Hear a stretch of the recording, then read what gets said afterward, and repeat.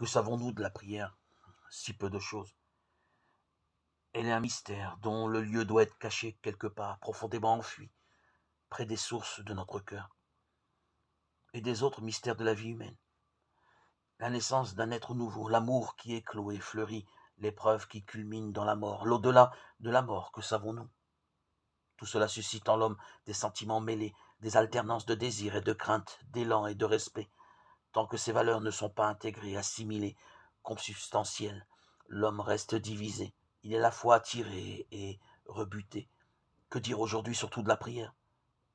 Tant que l'homme ne l'a pas saisie comme son centre mystérieux et le plus profond, il ne peut en parler avec justesse. S'il en est enthousiaste, ses mots sonnent faux et creux. S'il la critique violemment, cette violence même trahit la profondeur de l'incurable blessure dont son cœur est atteint. Nous nous retrouvons alors dans une dialectique. Plus les uns démolissent la prière, plus les autres en réclament. Tension normale et saine qui prouve au moins deux choses. D'abord,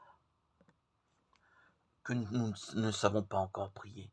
Ensuite, que nous en sommes enfin conscients. Un ancien proposait un jour à ses disciples une difficile question. Tous s'efforçaient d'y répondre. Quand ce fut le tour du dernier, il dit « Je ne sais pas ». L'ancien loua ce disciple. Il avait donné la vraie réponse. Que de fois nous essayons de trouver une réponse facile aux questions que la vie nous pose. Pour sauver la face ou pour étouffer notre conscience, nous disons quelque chose qui n'est pas la vraie réponse. Nous sommes trop vite contents. Le disciple de cet ancien exprimait la vérité. Il ne savait pas et il avouait son ignorance. La vraie réponse, c'est l'humble respect devant le mystère. Pour nous aussi, la première vérité, la plus fondamentale sur la prière, c'est de savoir que nous ne savons pas prier. Seigneur, apprends-nous à prier. Luc 11, 1.